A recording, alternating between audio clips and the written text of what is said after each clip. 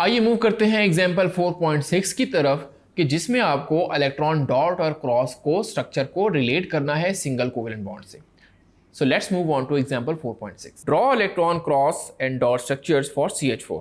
तो CH4 के लिए आपको इलेक्ट्रॉन का डॉट क्रॉस स्ट्रक्चर ड्रॉ करना है। तो आप देखिए हम पहले पार्ट ए को करते हैं विच इज CH4। CH4 के लिए आपको एक कार्बन चाहिए। तो ये बातें अब आपको फिंगर टिप्स पे याद होनी चाहिए। कार्बन का एटॉमिक नंबर होता है 6 और इसके आखिरी शेल में आएंगे 4 इलेक्ट्रॉन्स। अब मैं ये डायरेक्ट लिख रहा हूँ क्योंकि हम आखिरी शेल वाले इलेक्ट्रॉन्स को ड्रॉ करते हैं। और हाइड्रोजन का आखिरी शेल में आएंगे 1 इलेक्ट्रॉन्स, ये भी मैं अब डायरेक्ट लिख रहा हूँ जिसको हमने ड्रॉ करना है।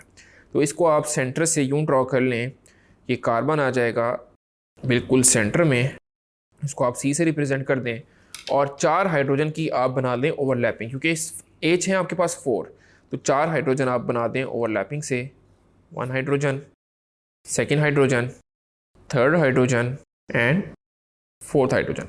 तो ये आपके पास आ गए 4H जिससे हमने कर दी ओवरलैपिंग।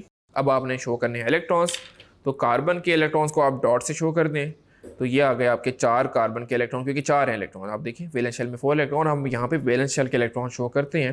तो ये 1 electron, 2 electron of carbon, 3rd and 4th electron of carbon. इसको आप हाइड्रोजन से क्रॉस से शेयर कर दें।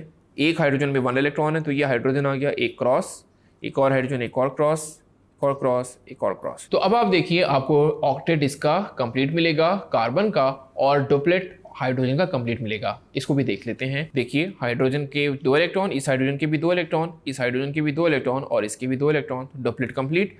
कार्बन को देखिए 1 2 3 4 5 6 7 8, तो कार्बन का ऑक्टेट कंप्लीट। तो मॉलिक्यूल हो गया स्टेबल। इसको हम एक और तरीके से रिप्रेजेंट कर सकते हैं कि कार्बन आप लिखिए सेंटर में, 4 इलेक्ट्रॉन आप इस डॉट से शो कर दें और फिर आपको शो करना होगा हाइड्रोजन। तो 4 आ गए हाइड्रोजन जिसको आपने क्रॉस से शो कर देना है, और अब आपने इसको ज्वाइन कर देना है।